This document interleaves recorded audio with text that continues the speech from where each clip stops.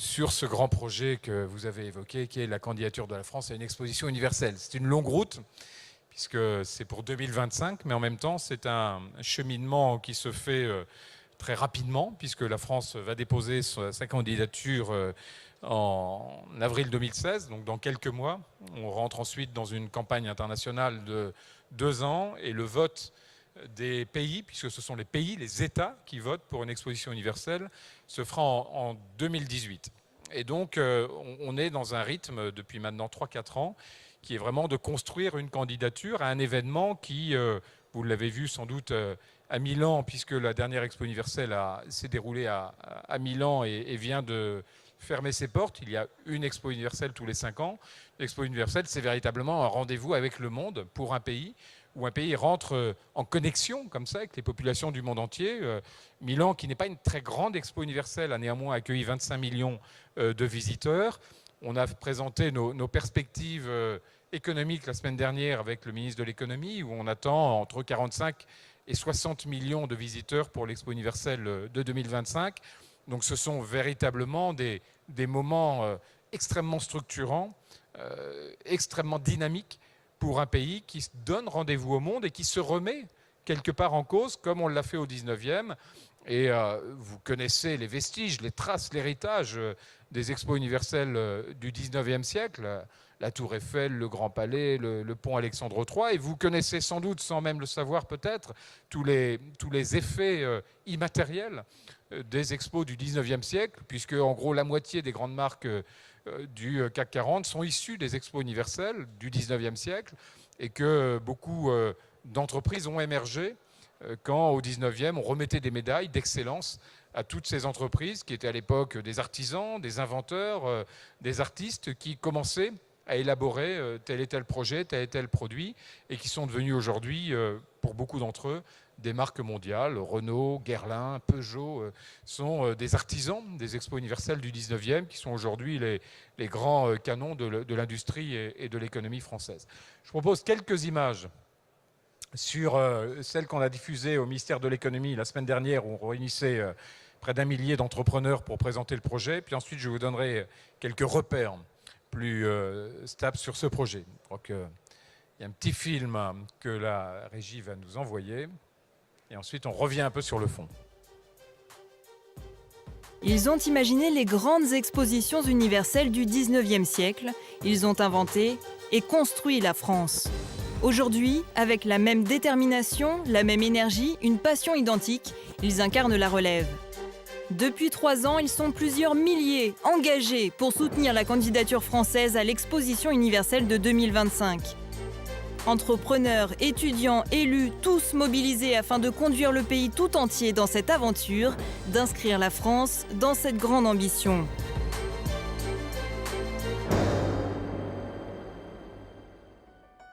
Depuis le lancement de la candidature, les premiers contours se dessinent. Au centre de l'exposition sera érigé le village global, un gigantesque globe.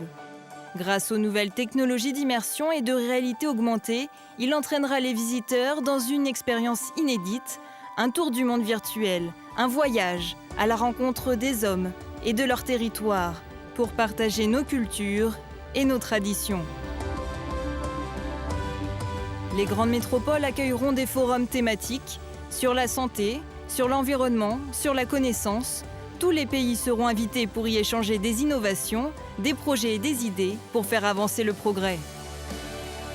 Pour se déplacer, des liaisons directes et aussi des détours au cœur de la France, car nos villes et nos villages seront également les hôtes de cette grande exposition universelle. Un projet novateur, plus de 50 millions de visiteurs pendant 6 mois, 25 milliards de retombées économiques et 150 000 emplois durables attendus. Mais au-delà, une formidable opportunité pour bâtir ensemble la France du XXIe siècle. L'exposition universelle est l'occasion de réveiller la folie de la France. Vous aussi, mobilisez-vous, soutenez et encouragez cette candidature à l'exposition universelle de 2025 pour qu'en 2018, le monde entier vote pour la France.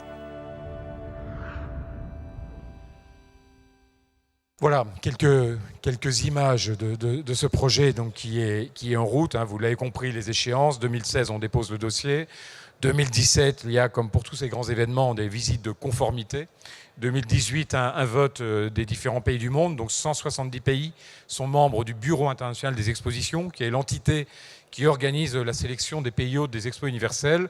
Et donc on l'espère, 2019, démarrage de l'organisation de l'expo universelle en France en 2025. Alors quelques éléments, on va aller sur la slide suivante, quelques éléments qui marquent cette candidature. D'abord, c'est la candidature de toute la France. C'est comme ça qu'on l'a imaginé, c'est comme ça que le président de la République l'a confirmé il y a quelques mois. Ce n'est pas une candidature qui est construite sur un périmètre restreint dans le Grand Paris ou en Île-de-France. C'est une exposition qui s'ouvre sur l'ensemble de nos territoires et c'est ce qui en fait probablement à la fois son originalité, ce qui constitue une prise de risque, parce que c'est très nouveau par rapport à la manière dont ces expositions universelles sont organisées depuis quelques décennies, et en même temps, c'est la seule condition pour vraiment mobiliser un pays, c'est que ça ne soit pas l'affaire de quelques-uns en Île-de-France ou des territoires urbains ou métropolitains, mais que toute la France puisse revitaliser ses avantages comparatifs, ses territoires, ses atouts, dans un projet comme celui-là. Ensuite, c'est un projet qui doit coller à l'ADN des expositions universelles. Alors, les expositions universelles sont régies par des règles, comme tous ces grands événements internationaux, mais le principe d'une expo universelle est très simple. C'est un rendez-vous avec le monde autour du progrès. C'est dire finalement le monde se donne rendez-vous pendant 6 mois pour partager des perspectives de progrès dans le domaine culturel, dans le domaine industriel, dans le domaine technologique, dans le domaine social, dans tous les domaines. Donc le principe d'une expo, c'est le monde se donne rendez-vous pour partager une perspective de progrès. Et donc chaque pays doit être traité équitablement pour avoir une contribution à la hauteur de ce qu'il peut apporter. Et donc c'est un grand rendez-vous avec le monde, avec derrière une perspective de vulgarisation, d'échange, de mobilisation, pour que ce ne soit pas l'affaire des élites ou des têtes de réseau, mais que ce soit l'affaire des populations. C'est pour ça que les expos ont toujours été des grandes fêtes populaires, avec des dizaines et des dizaines de millions de visiteurs qui partagent, qui contribuent, qui ouvrent cette perspective de progrès. Et donc ça a été structuré en 1928 par une charte qui ne dit pas grand-chose, mais qui résume en gros ces objectifs. Alors les principales idées, la slide suivante, voilà, les grands principes de notre candidature, je l'ai dit, c'est la candidature de toute la France. C'est une candidature qui est très humaine, qui met l'homme et ses grands défis au cœur du projet. C'est une expérience immersive, c'est-à-dire qu'on ne fera pas une exposition au sens traditionnel du mot. Une exposition était sans doute valable au 19e, peut-être encore un peu au 20e, mais on veut vraiment changer de paradigme, de dire l'expérience d'un visiteur en 2025 ne sera pas de visiter une exposition, ce sera de participer à une expérience, à une immersion, à des rencontres, à une interactivité, donc il y a un véritable modèle à réinventer. C'est une exposition en réseau, c'est une exposition qui devra mettre en jeu les populations du monde entier, y compris, vous verrez, dans les contenus de l'exposition. Et c'est enfin, et peut-être d'abord, un moment d'apaisement, un moment de convivialité, dans un monde qui est tendu, qui est de plus en plus tendu. Une expo universelle doit rester fidèle à cette idée de paix, de moment d'apaisement entre les populations et les civilisations du monde. Donc faire vivre aux visiteurs une expérience d'immersion, d'interaction, une expérience collaborative, c'est tout l'enjeu de cette reconfiguration de l'exposition universelle de 2025. Au même titre d'ailleurs que, on le voit sur ces schémas, les expos universelles du 19e étaient très transgressives. Vous voyez, on allait extrêmement loin dans l'expérience visiteur. Vous avez là trois marqueurs des grandes expos du 19e. 1868, c'est l'image de gauche. Vous avez ce qu'on appelait l'omnibus, la grande galerie des machines sur plusieurs dizaines d'hectares, avec des machines et un vacarme probablement assourdissant, où le visiteur faisait le tour du monde industriel avec des machines qui paraissaient complètement superflues, mais qui étaient néanmoins les bases de ce que représente aujourd'hui l'industrie. Et on le distingue un peu autour, un véritable village. C'est-à-dire qu'autour, les pays étaient présents avec des brasseries, des cafés, des galeries d'artistes, des lieux d'hospitalité, de convivialité.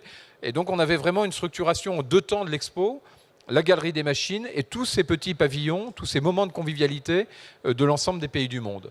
En 1889, on a une expo qui reste sur ce modèle, avec une galerie des machines. On a une nouvelle galerie qui s'appelle la Galerie des Beaux-Arts. On a tous ces petits pavillons qui continuent à fleurir, et on a un objet emblématique que vous connaissez, qui est la Tour Eiffel. Et puis en 1900, On va encore plus loin, on lance ce qu'on appelle des expériences immersives très nouvelles, et il y en a une qui a été la plus célèbre, qu'on distingue sur cette gravure, qui était le Maréorama. Donc on emmenait les visiteurs faire un tour du monde, ils montaient sur un paquebot, le paquebot était monté sur des vérins, c'était un paquebot à l'échelle 1, le paquebot était monté sur des vérins, des grands ventilateurs reconstituaient le vent, envoyaient des embruns, les vérins reconstituaient la houle, et des grands panoramiques déroulaient les côtes, les paysages du monde entier. Et on avait finalement une synthèse assez intéressante entre l'industrie, par les vérins, les ventilateurs, etc., les beaux-arts, puisque ces grands panoramiques étaient faits par des artistes, et l'artisanat d'art, puisque le paquebot était un véritable salon grandeur nature de tout ce que l'artisanat d'art était capable de faire. Et c'est beaucoup de ces expériences que sont nés les grands progrès industriels et les grandes marques françaises. Et donc le Maréorama a été l'attraction vedette de l'Expo de 1900. Des millions de personnes sont montées sur le bateau, ont fait le tour du monde. Et notre projet s'inspire beaucoup de ces codes des expos universelles. On va aller sur la slide suivante. Et il y a un code supplémentaire qu'on a réintroduit qui s'appelle le globe d'Élisée Reclus. Il faut savoir qu'en 1900, on avait confié à un géographe, Élisée Reclus, qui était un libertaire, un géographe un peu transgressif, l'idée d'animer l'Expo universelle, de construire l'Expo universelle de 1900. Et donc on voulait faire un geste qui soit aussi puissant que la Tour Eiffel l'avait été en 1889. Et Élisée Reclus avait conçu un globe à l'échelle du 100 millième, donc une sphère à l'échelle 100 millième, une sphère qui faisait 200 mètres de haut, qui était prévue d'être installée en haut de la colline de Chaillot. Et l'idée d'Élisée Reclus, c'est de dire il faut que le visiteur à la fois comprenne qu'on habite tous sur la même planète, et donc il faut matérialiser l'Expo universelle par une sphère, par un globe. C'est la première idée. Sa deuxième idée, c'était de dire il faut que le visiteur fasse le tour du monde. Et donc il avait imaginé une promenade hélicoïdale, on la distingue un tout petit peu sur l'image, où on partait du pôle sud, et il y avait 8 km de promenade autour du monde pour découvrir le monde. Et on redescendait à l'intérieur du globe par la même promenade, mais on découvrait la voûte céleste qui était reconstituée à l'intérieur du globe. Et chaque pays était responsable de l'animation des quelques dizaines de mètres carrés qui étaient son territoire sur le globe. Et donc ce projet a été validé. Et puis il y a eu ensuite un arbitrage financier entre le Grand Palais et le Petit Palais d'un côté, et le globe d'Élisée Reclus. Et le globe d'Élisée Reclus coûtait 2 fois plus cher que le Grand Palais et le Petit Palais. Et donc l'arbitrage s'est fait en faveur du Grand Palais et du Petit Palais. Mais néanmoins, on est reparti de cette idée en disant il faut qu'on reprenne en 2025 l'idée d'Élisée Reclus. Qu'on fasse une expo qui soit matérialisée autour d'un globe, alors probablement très différent, bien entendu, de celui d'Élisée Reclus. Il faut que les gens fassent le tour du monde, et donc on construise une expérience immersive autour du monde. Il faut probablement que les contenus ne soient pas l'affaire des États, mais l'affaire des populations, l'affaire des réseaux, l'affaire de tous ceux qui, dans le monde, pourront, dans 10 ans, envoyer à l'intérieur du globe des images, des vidéos, des paysages, des interviews, des interactions, des prises de contact. Et il faut que cette matérialité soit un laboratoire incroyable de tout ce que les technologies permettront de faire dans une expérience d'immersion et de tour du monde. Et puis, on est reparti du passage de relais d'Élisée Reclus qui a dit, quand il a su que son projet était abandonné, « Et mon ami, s'il ne se fait pas sous mon nom, il se fera probablement sous d'autres noms. » Et donc, tout ce projet de 2025 part de ce relais d'Élisée Reclus, de ce projet incroyable, génial, probablement génial avant l'heure, qui était ce globe de 1900 et donc à faire en 2025. Donc le projet d'Expo universelle en 2025, il est construit autour de cette idée-là, une expérience immersive autour d'un globe qui sera encore une fois un laboratoire qu'on essaye aujourd'hui non pas d'imaginer, mais en tous les cas de construire dans son cahier des charges, dans l'expérience qu'on veut faire vivre aux visiteurs. Un village autour, mais un village autour de l'idée d'hospitalité, un village où tous les pays du monde équitablement pourront faire partager leur culture, leur gastronomie, leur tradition, leur folklore, etc. Donc un moment qui ne sera pas du tout technologique, mais un moment d'apaisement, un moment de rencontre, un moment d'hospitalité. C'est le cœur du projet. Ce projet sera probablement installé dans le Grand Paris, oui, ou dans l'Île-de-France. Il y a plusieurs sites qui sont aujourd'hui évoqués, à Saclay, à Aulnay, à Marne-la-Vallée par exemple. Il faut une 30aine d'hectares pour accueillir ce site et être proche d'un des métros du Grand Paris Express. C'est ensuite, ce village global, on va aller à la slide suivante, voilà, sera entouré de 12 forums thématiques, 12 grands pavillons qui seront eux dispersés dans les grandes métropoles françaises. Et ces 12 forums thématiques aborderont des grandes problématiques contemporaines, l'environnement, la connaissance, les grandes problématiques de santé publique, etc. Donc 12 grands forums répartis sur l'ensemble de la France. Et puis une troisième idée. Donc voilà la liste des grands forums thématiques qui seraient dispersés sur l'ensemble du territoire français. Et une troisième idée qui est assez particulière, qui est de dire pour aller d'un point à l'autre, on aura certes une proposition de traces directes, de liens directs et rapides, avec le TGV, les autoroutes, tout ce qu'on peut imaginer, mais on aura surtout cette idée des détours. Et il faut savoir qu'en 1900, on a créé un livre que vous connaissez bien, qui est le Guide Michelin, pour inciter, à l'occasion de l'Expo universelle de 1900, les visiteurs et ceux d'entre eux qui avaient des voitures, mais l'idée c'était de trouver un usage à la voiture à l'époque. On a inventé le guide Michelin pour l'Expo de 1900 pour inciter les gens à utiliser et à trouver un usage à la voiture.